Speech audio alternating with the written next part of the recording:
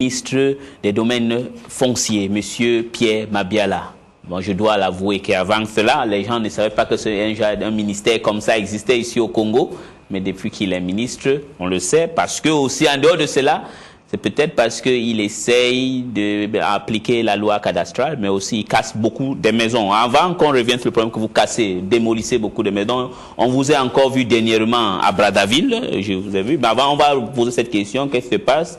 Je disais tout à l'heure, on parlait que vous êtes bien seul, monsieur le ministre. Vous défendez très bien. Tout le monde qui va vous suivre ce soir va dire vraiment le ministre est bien convaincant.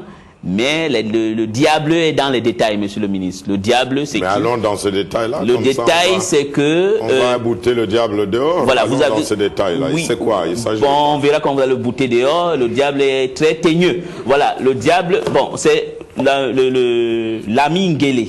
C'est le ministre, le président de la commission de lutte contre la corruption. Oui. Vous avez dit que M. Massengo les a saisis, mais je vois encore ici, la lettre est bien là, c'est en français. Par requête en date du 10 février 2014, M. Abel Massengo a saisi la Commission nationale de lutte contre la corruption, la concussion et fraude, à l'effet de réclamer le versement des loyers lesquels seraient indûment perçus par le ministre des Affaires foncières. Selon M. Abel Massengo, les services de ce ministère auraient occupé illégalement sa propriété à Pointe-Noire. Compte tenu du fait que le contentieux de Abel Massengo fait partie des litiges en cours de traitement dans vos services, j'ai l'honneur de vous transmettre la dite requête à toute fin utile. Veillez... Je vous prie, monsieur le secrétaire général, l'expression de ma considération distinguée. C'est monsieur Lamir.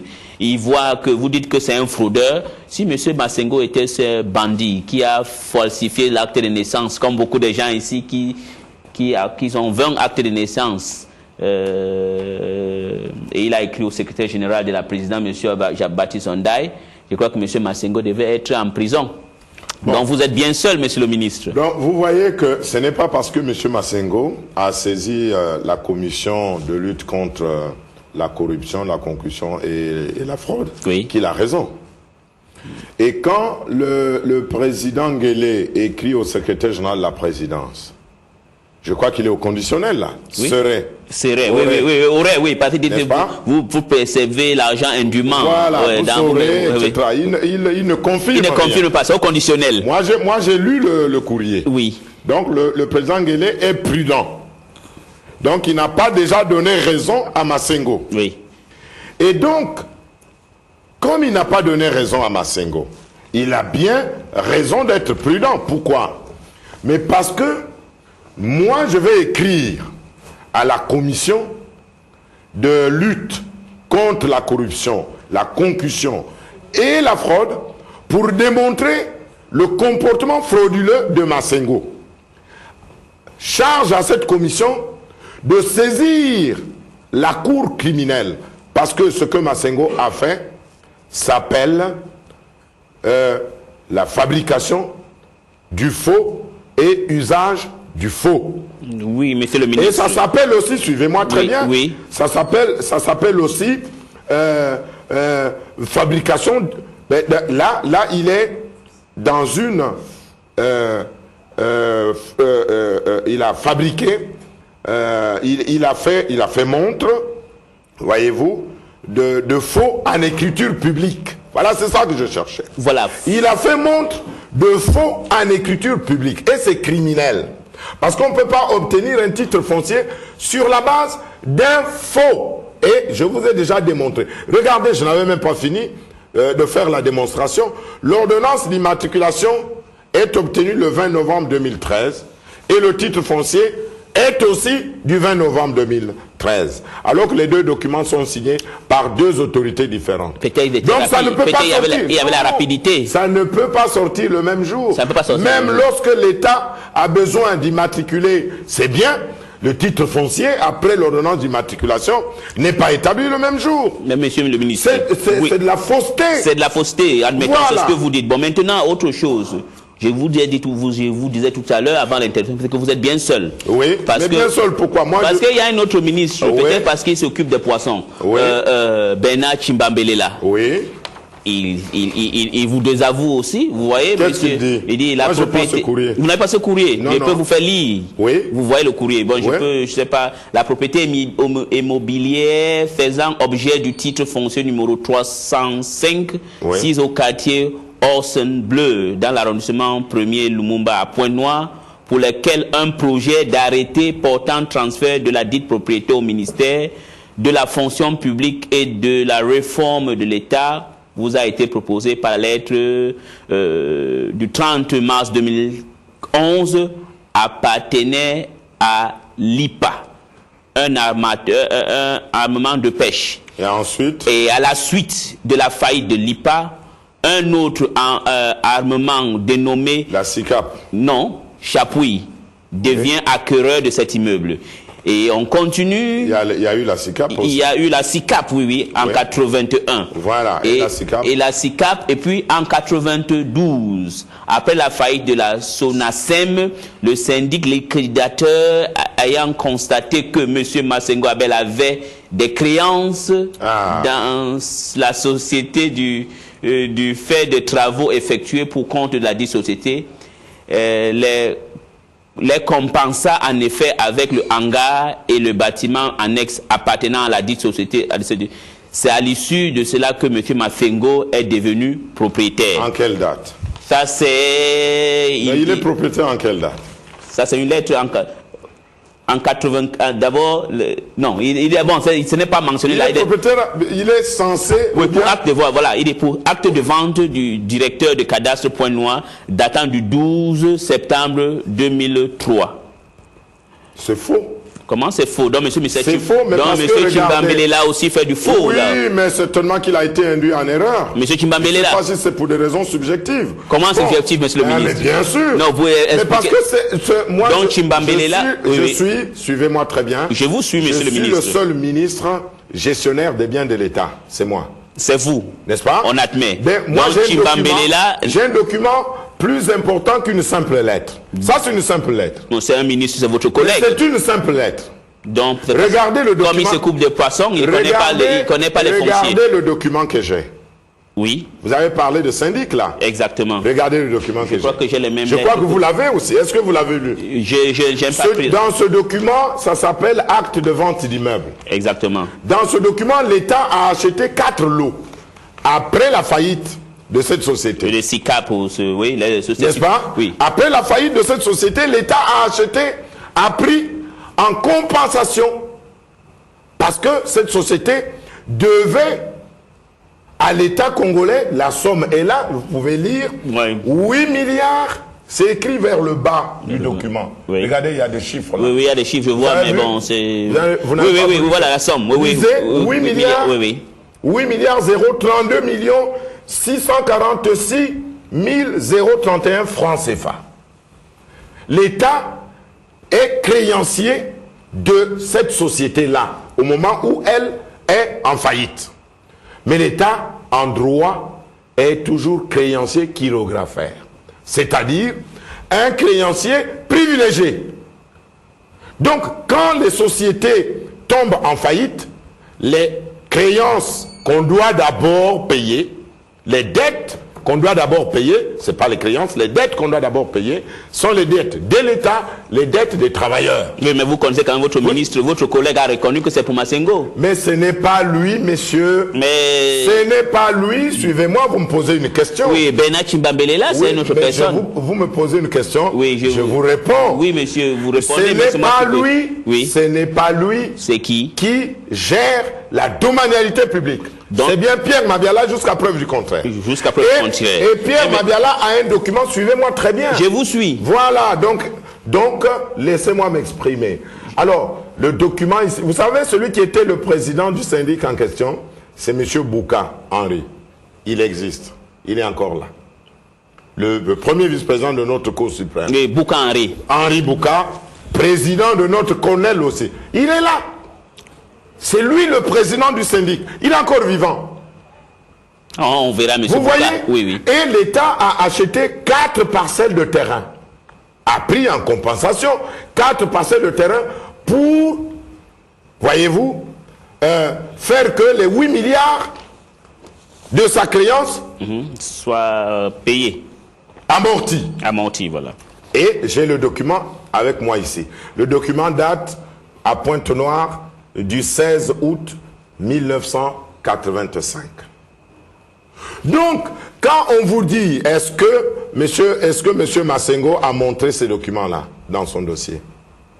Est-ce qu'il a montré son acte d'achat? Mais il a un titre foncier et un certificat de non-opposition. Messieurs, oui. Je vous ai déjà démontré, vous faites exprès de me poser une telle question. Non, mais je dois vous poser pour voir si vraiment vous...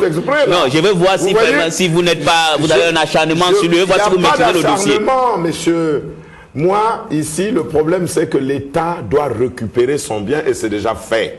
Parce que les biens de l'État, même si vous les prenez pendant 1000 ans, à l'année suivante, l'État vient découvrir la fraude.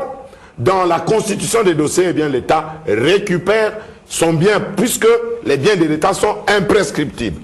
Donc ici, l'État a bel et bien acheté. Et vous verrez bien que M. Massengo n'a aucun document qui justifie l'origine de sa propriété. Ça, ce sont des fabrications récentes, ça. Oui, mais monsieur... vous me parlez d'un courrier d'un membre du gouvernement, mon collègue. Mais c'est une fabrication récente. Et puis un courrier, une lettre... Suivez-moi très bien. Suivez-moi très bien. Une lettre d'une autorité, fût-elle membre du gouvernement, n'acquiert pas, ne donne pas la propriété à quelqu'un. Et donc, ce n'est pas un document qui justifie l'origine d'une propriété. Oui, c'est l'acte de vente, suivez-moi très bien. C'est soit l'acte de vente, soit l'acte de donation, soit par succession, c'est l'État qui, dans le cadre de sa réglementation et dans le cadre de sa législation, qui indique tout cela. Donc c'est la loi qui le prévoit. C'est le Code civil qui le prévoit. Bon. Mais alors, moi je ne peux pas, voyez-vous, admettre que des simples lettres viennent tomber comme un cheveu dans la soupe dans ce dossier qui est clair. Monsieur Massengo vous a-t-il dit à combien était-il créancier vis-à-vis de cette société qui est tombée en faillite? Non, je n'ai pas de... Est-ce qu'il vous a indiqué le prix? Il a dit, avant de vendre ses immeubles à l'État congolais, le syndic liquidateur, qui est la SICAB, a procédé à la vente aux enchères publiques du hangar. L'achat a été effectué par M. Kazi, qui, par la suite, a revendu à la société Sonagem en 92. Alors, il s'agit de quel terrain? C'est ce terrain en... Mais non, ça ne peut pas être ce terrain-là, parce que je vous ai déjà démontré que monsieur Massengo, au départ, parle du terrain numéro 207. Or, le terrain 207 n'existe pas. Ce sont des fabrications frauduleuses. Ce sont des fabrications frauduleuses. Ah oui, ce sont des fabrications frauduleuses. Mais parce que les dossiers de M. Massengo sont là. Mais vous-même, monsieur le ministre, regardez, monsieur le ministre, vous-même, vous avez écrit ici le titre foncier terrain 305 et vous avez écrit... je vais vous expliquer. Voilà, parce que vous-même aussi, vous avez tort. Non. Parce que vous avez dit il faut transférer c'était 1800, mais vous avez demandé qu'on fasse un transfert. Mais vous faites bien de me poser cette question. Voilà. Je vais vous démontrer... il y a des incohérences dedans, Je vais vous démontrer une autre fausseté de Massengo. Oui. Parce que ce terrain-là est un terrain qui était déjà immatriculé depuis très longtemps, depuis la colonisation. Le titre foncier 305 est un titre foncier colonial et qui a connu des successions de propriétés. Qui a connu des successions de propriétaires. De propriétaires, oui. C'est ça que je voulais dire.